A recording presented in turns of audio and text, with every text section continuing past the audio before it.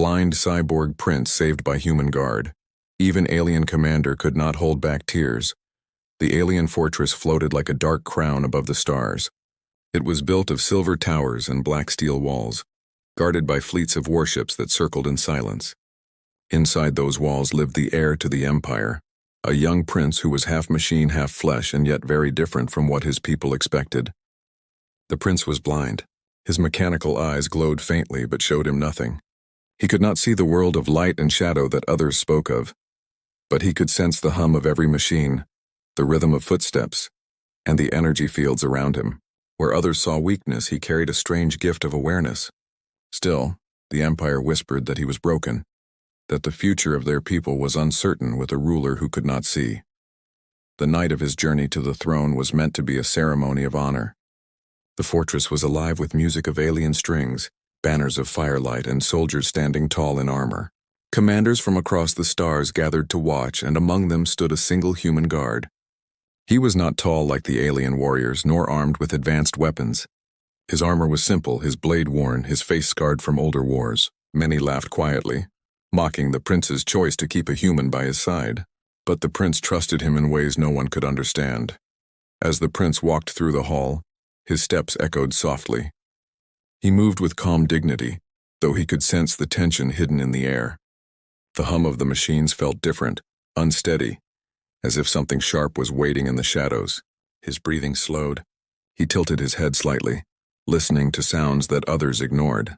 The laughter of the crowd, the crackle of lights, the whisper of fabric moving where no fabric should be. His blind eyes gave him nothing, but his instincts warned him of danger. Then it happened. The air split open with the hiss of plasma blades. From the shadows, assassins leapt with armor black as ash and weapons glowing like fire. The fortress guards shouted, but they were too slow. The killers aimed for the prince, their blades cutting through banners and armor alike. Chaos filled the chamber, and screams echoed across the silver walls. The blind prince did not flinch. He felt the heat of the blades, the rush of footsteps, the sharp hum of weapons meant to pierce his chest. Yet before they reached him, another figure moved. The human guard stepped forward like a shield of flesh and steel. His old blade rose, clashing against the assassin's plasma weapon. Sparks flew, and the hall shook with the force of the strike. The human fought without hesitation. He was slower than the alien killers, weaker in strength, but his movements carried a rhythm of survival that no machine could predict. He blocked, turned, and struck with desperate courage. His armor cracked, his shoulder burned, yet he stood his ground. Every time the assassins reached for the prince, the guard's body was in the way, bleeding but unbroken. The alien commanders looked on in shock. They had believed the human was useless, a symbol of weakness.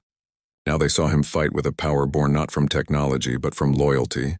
He did not protect the prince because of orders, nor because of glory.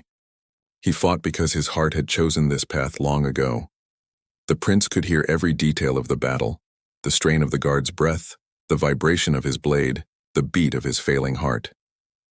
He reached out his hand, sensing where the next assassin would strike, and spoke a warning. Left, now. The guard trusted the words without question, moving his blade just in time to stop a killing strike. Together, blind instinct and human courage created a shield no assassin could break. The fight dragged on, and the chamber became a storm of fire and blood. At last, the attackers realized they could not break through. With sharp cries, they leapt back into the shadows, vanishing as quickly as they had come. The silence that followed was heavy. The floor was stained, the banners burned, and the air still crackled with the heat of battle. The human guard dropped to one knee, his armor broken, his blood dripping onto the shining floor. Yet his blade was still in his hand, and his body was still between the prince and danger. The alien commanders whispered among themselves, unable to believe what they had witnessed. The blind prince placed his hand on the guard's shoulder. He could feel the wounds, the trembling, the strength still holding on. For the first time that night, he spoke loudly enough for all to hear. He is my eyes. He is my shield. Without him there is no prince, the word silenced the hall. No commander dared to laugh now. No soldier could deny what they had seen. The blind prince had survived not because of machines or alien strength, but because of a human whom the Empire had once dismissed as weak. But the assassins had left behind a message, carved into the floor with burning plasma. A message that glowed in alien letters. This is only the beginning. The unseen threat was far from over, and both prince and guard knew that more shadows waited beyond the walls of the fortress. The Empire thought the danger had passed. The blind prince knew it had only just begun. The fortress had grown quiet after the attack, but silence did not mean safety. The scent of smoke still lingered in the great halls, and the burn marks on the steel floor told a story the Empire wanted to forget. Yet the blind prince could not forget. His fingers brushed against the scorched lines carved into the ground by the assassins. The words burned into his mind as clearly as if he could see them. This is only the beginning. The human guard stood nearby, his armor broken, his body bruised, but his stance still upright. He did not complain about his wounds, nor did he ask for rest. His hand never left the hilt of his sword, and his eyes scanned every corner of the chamber as if expecting shadows to return. To the alien commanders it seemed reckless. To the prince it was loyalty in its purest form. When the others had left the hall, the prince turned toward the sound of the guard's heartbeat. It was steady but heavy, like a drum slowed by pain. The prince spoke softly. "You fought when no one else could. Why?" The guard hesitated, as though the answer weighed more than the armor on his back. At last he knelt before the prince, lowering his head in respect. His voice was rough, shaped by years of battles and scars. "Because once, my prince, you treated me as more than a soldier. Others see only flesh and weakness when they look at humans. You did not. You gave me honor when no one else did. For that, my life is yours." The blind prince felt the truth in his words. In a past moment, small but powerful, he had offered kindness to a human soldier when the Empire dismissed him. That single choice had grown into a bond stronger than steel. Now it was repaid in blood and sacrifice. Days passed and whispers spread across the fortress. Some said the human had saved the prince by accident, a stroke of luck. Others said the prince had relied on a weak soldier because he had no choice. The alien commanders argued in hidden chambers, demanding the prince release the guard from service. They said the Empire could not depend on a human to guard its heir. They said loyalty was nothing without power, but the prince refused. His voice was calm but final. "He stays. He has sworn his oath to me, and I to him." The commanders were silenced, though their anger remained. They could not see what the prince had begun to see. That strength was not always in machines or weapons, but in hearts that chose to stand firm. The guard stayed close, never sleeping deeply, never letting his blade out of reach. He carried his wounds without complaint. When the prince walked the dark halls, the guard's steps echoed beside him. When the prince paused to listen to the hum of the fortress machines, the guard waited in silence, as if sharing in the unseen world of the blind. Slowly, the two became more than protector and protected. They became a pair bound by trust, each relying on the other in ways no one else could understand. But danger was never far. At night, the fortress shook with strange signals from beyond its shields. Ships prowled the edges of the Empire's territory, testing the strength of their defenses. Messages intercepted by spies revealed whispers of rebellion within the Empire itself. Someone powerful wanted the prince dead, and the failed attack was only the first wave. The human guard knew this truth as well as the prince did. He sharpened his blade by dim firelight, each stroke echoing through the stone walls. He spoke little, but his silence carried a promise that no matter how many shadows came, he would face them first. He had nothing to gain, no crown to inherit, no title to claim. But his oath was heavier than any crown. One evening, as the dying sun cast a red glow through the fortress windows, the prince stood still and asked a question that lingered like smoke in the air. "If death comes again, will you stand against it?" The guard raised his scarred face, his eyes fierce despite his exhaustion. "I will stand even if it breaks me. Even if I fall, I will rise again until my body no longer answers me. That is my oath, to shield you until the end." The prince felt the weight of those words settle in his chest. Blind though he was, he could see with a clarity others lacked. The human strength was not in his arms or his blade, but in the will that refused to bend. That will was now tied to his own destiny. Far away, unseen by both prince and guard, a council of traitors watched from the shadows of another world. They had seen their assassins fail, and they whispered of the strange bond between a blind heir and a human protector. They mocked it, yet deep in their voices was unease. They knew that oaths forged in blood could not be broken easily, and such oaths, if left unchecked, could change the fate of empires. As the stars turned above the fortress, the unseen threat gathered its strength once more. The prince and the guard did not yet know how many battles awaited them, or how heavy the price of their bond would become. But in the silence of the night, the prince spoke a vow of his own, unheard by all except the man who stood at his side. "As long as you fight for me, I will never abandon you, not even in death." The human bowed his head, and though no tears touched his eyes, his heart trembled with the weight of that promise. Two lives now bound together, standing against shadows no one else dared to face. The oath was complete, and the story of their struggle was only beginning. The fortress walls had been repaired, but the wounds in the Empire's trust were still open. Rumors spread faster than light, carrying whispers to distant colonies and outer worlds. A blind heir was too fragile, they said. A human guard was too weak, they said. Yet in the echo of those whispers, something stronger was growing. Something neither the commanders nor the traitors understood. The blind prince walked the long corridors with calm steps, his senses stretched beyond the touch of stone and steel. He could hear the low grumble of alien commanders behind closed doors, the irritation in their voices as they questioned his right to rule. They wanted machines, stronger weapons, and leaders who could see the battlefield with their own eyes. But the prince had only his blindness and a human protector. To them it was shameful. To him it was clarity. At council meetings, the commanders pressed their demands with sharp words. They slammed their armored fists against tables of crystal, calling for armies of steel and fire. One commander, tall and armored in crimson, sneered openly. "The Empire cannot be led by a man who needs another's eyes to survive. We need strength, not pity." The prince listened quietly, his blind eyes glowing faintly in the dim light. Then he spoke, his voice calm but firm. "Strength is not only in machines. Strength is in the will to protect even when there is nothing left to gain." His words unsettled the room. The commanders shifted uneasily, for none could forget the image of a human bleeding yet unbroken, standing between the prince and death. The human guard remained silent through these meetings, standing at the prince's side like a shadow of iron. He did not argue, nor did he need to. His presence was its own answer. Every scar on his body told the commanders what words could not. He had faced death already, and he would face it again without fear. But the Empire itself was a chain of doubt. Messages came from loyal worlds where citizens begged for a stronger heir. Spies delivered warnings of unrest in colonies at the edge of the stars. Hidden voices whispered that rebellion brewed not from enemies beyond, but from leaders within. The attack on the fortress had not been an act of outsiders alone. The betrayal was closer, sharper, and more dangerous. The prince knew this truth, though he did not yet know which faces in his council were masked with lies. He felt the tremor of deceit in their words, the hesitation in their silence. But to accuse them without proof would be foolish, and the Empire would splinter further. So he chose patience. Patience and trust in the one person whose loyalty had been proven with blood. At night, when the halls were empty and the stars shone through great glass windows, the prince and his human guard spoke in whispers.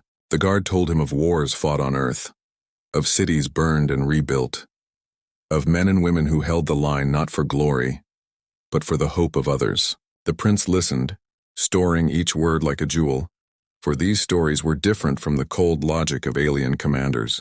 They were stories of humanity, raw and unpolished, but shining with something the Empire had forgotten: heart. The humans spoke of chains too, the chains of being underestimated, the chains of being seen as weak in a galaxy ruled by larger, stronger species. Yet he smiled faintly when he said, "Sometimes chains can be broken, not by strength but by choice." Those words stayed with the prince. He began to wonder if his blindness, which the Empire saw as a chain, might instead be something else. Not weakness, but a different kind of vision. A way to see through lies and fear. A way to sense what others ignored. The traitors hidden in the dark of distant worlds watched with growing unease. Their spies reported the bond between prince and guard growing stronger each day. They feared it, for loyalty that deep could inspire others, and inspiration was more dangerous than any weapon. They decided the time had come to strike again, not with blades in the shadows, but with doubt that spread like poison. Soon, accusations began to appear in council meetings. Documents forged with false seals claimed the human guard had ties to enemies beyond the Empire. Whispers turned to shouts, and commanders demanded his removal. "This man is no protector," one cried. "He is a spy. He endangers us all." The prince stood, his blind eyes flashing with cold light. "He is no spy. He has given more to me than any of you have. His blood stains these halls while yours remain clean. If you think him unworthy, then it is not his oath you doubt. It is mine." The chamber fell silent. No one dared speak against him again, not that day. But the poison of doubt had been planted, and the traitors knew it would grow. That night the guard found the prince standing alone at the edge of a balcony, the stars like endless rivers before him. He placed his hand on the prince's shoulder, steady and firm. "Chains will try to bind you, my prince. Chains of doubt, chains of lies, chains of fear. But chains can be broken. I swore my oath not to your crown, but to you. That oath will never break." The prince nodded slowly. He could not see the stars, but he could feel their heat, their distance, their silence. In that silence he felt the weight of destiny pressing harder than ever before. The chains of the empire were tightening, and soon they would either crush him, or he would rise and break them forever. The empire's defenses stretched far across the stars, but the most powerful of them all was the Starforge. It was a colossal station, a fortress built above a dying sun, its endless rings glowing with energy drawn from the heart of the star itself. It was here that weapons for the empire were crafted, warships repaired, and strategies written in fire and steel. To lose the Starforge was to lose the spine of the empire, and it was here that the traitors struck. The first sign came as silence. The ships patrolling the edges of the system failed to respond to calls. Then broken signals flooded the command chambers. Ships burning, crews lost, enemies appearing out of nowhere. By the time the news reached the fortress, the battle had already begun. The traitors had not chosen a shadowed strike this time. They had chosen open war. The blind prince stood at the heart of the command bridge, the hum of the machines around him trembling with panic. Commanders shouted orders, their voices cracking with fear, their once perfect strategies collapsing as the enemy closed in. The air stank of doubt. The alien leaders who had once boasted of their strength faltered when faced with betrayal inside their own walls. But the prince was still. His blind eyes glowed faintly as he tilted his head, listening. He could hear the rhythm of the battle, not through sight but through the echoes of engines, the clash of metal, the whispers of energy fields shifting like a storm. He felt the weight of every explosion as if the dying sun itself cried out, and beside him the human guard stood ready, sword at his side, eyes sharp with focus. When the traitors breached the Starforge, chaos erupted. War machines poured into the station, their bodies black with alien steel, their weapons spitting fire. Soldiers screamed as the invaders cut through the first lines of defense. Commanders froze, their voices caught between pride and fear. They had weapons greater than any human could dream of, yet in their hesitation those weapons became useless. The blind prince did not hesitate. His voice cut through the storm, calm yet commanding. "Redirect the power from the outer ring. Seal Corridor 6. Do not fight the machines head-on. Break their rhythm." The commanders looked at him in disbelief, but the guard moved instantly, his trust absolute. Orders were carried out, and for the first time the tide slowed. Then the prince did what no one expected. He refused to stay in the command chamber. With his guard beside him, he walked into the heart of the battle. The corridors of the Starforge burned with light, walls split open, sparks raining down like deadly stars. Soldiers rushed past, some falling, others standing again. And in the middle of that storm, a blind man and a human walked as if they carried the weight of the empire on their shoulders. The guard fought like a storm given flesh. His blade clashed with steel claws, sparks flying with every strike. He was slower, his armor cracked, his body already scarred, but his will carried him beyond strength. Every time he faltered, he rose again. Every time his knees shook, he steadied himself and struck harder. He was not a machine, but he fought as though his heart was made of fire. The prince, though blind, was no passive shadow. He felt the rhythm of the enemy machines predicting their strikes, warning his guard with sharp words. Right, above, behind.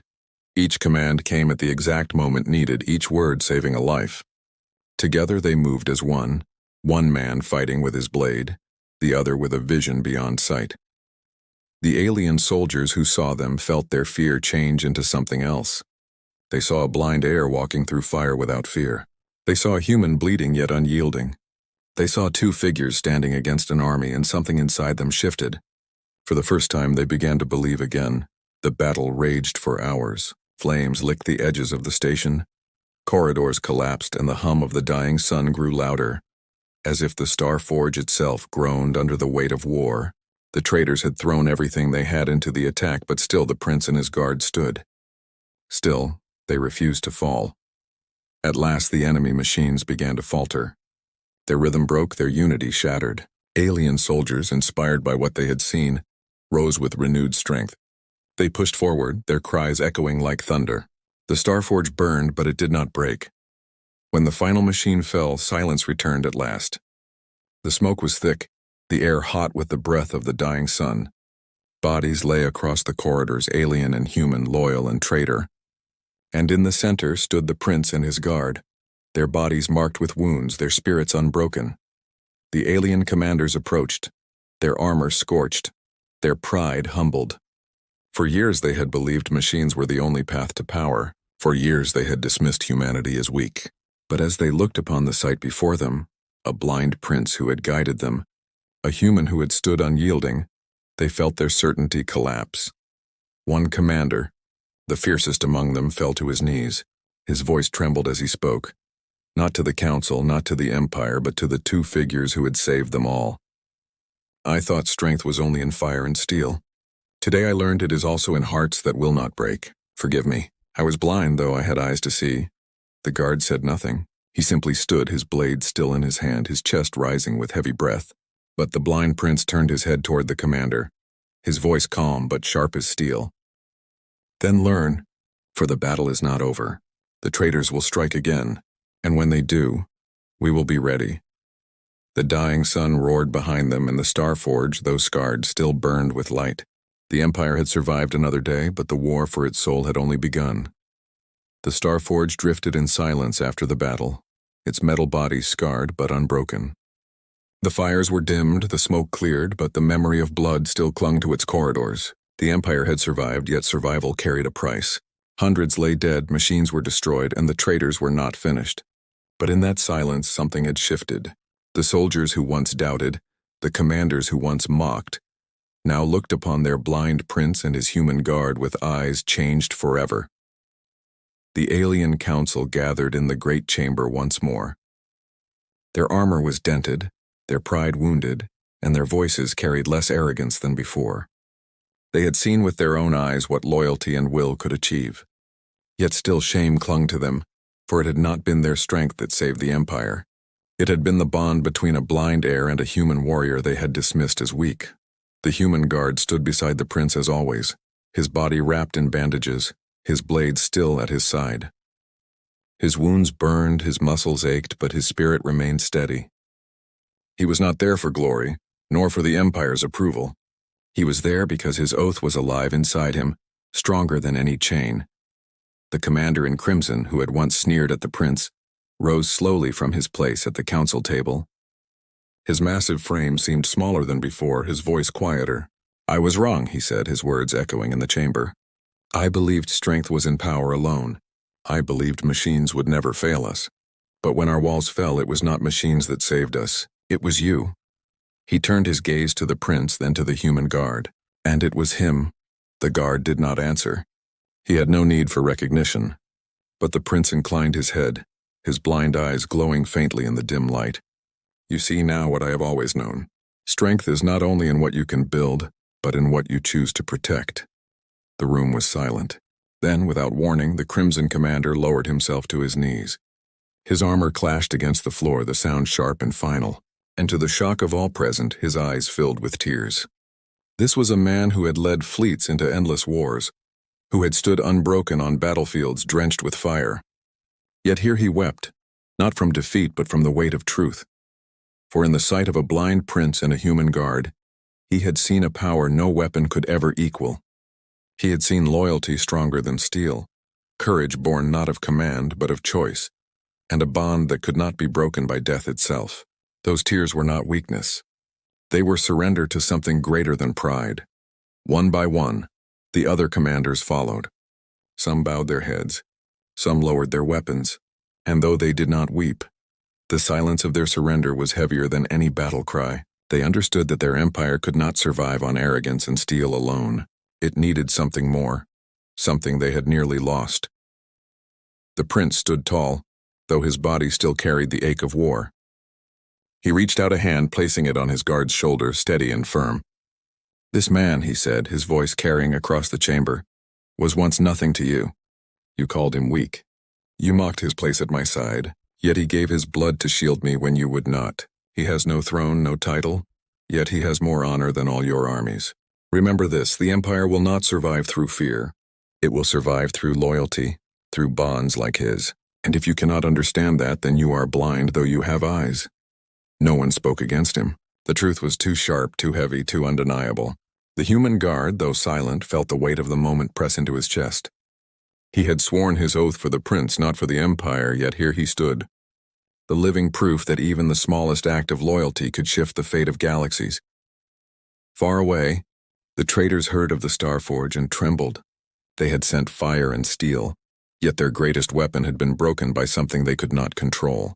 They understood now that to kill the prince, they would have to face not only his guard, but the loyalty that had begun to spread like fire among the people. In the days that followed, the Empire changed.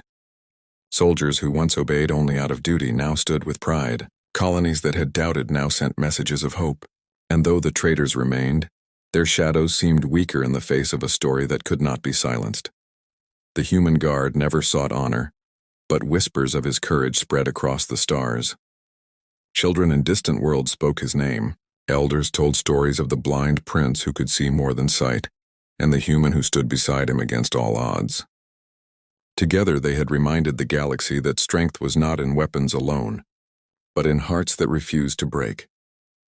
On the balcony of the fortress, where the stars stretched endless above them, the prince and the guard stood side by side. The war was not over. Shadows still lingered and danger would rise again. But in that moment there was peace. The prince lifted his face toward the stars, blind eyes glowing softly. "The Empire thought me broken," he said quietly. "But perhaps it was never me who was broken. Perhaps it was them." The guard rested his hand on the hilt of his blade, his eyes scanning the horizon. He gave a small, weary smile. "Then let us show them how to mend it." The stars burned on, silent witnesses to an oath that had already begun to reshape the destiny of worlds. And in the chambers of power, the memory of a commander's tears reminded all who had doubted humanity was not weak. Humanity was the fire that even the coldest machine could never extinguish.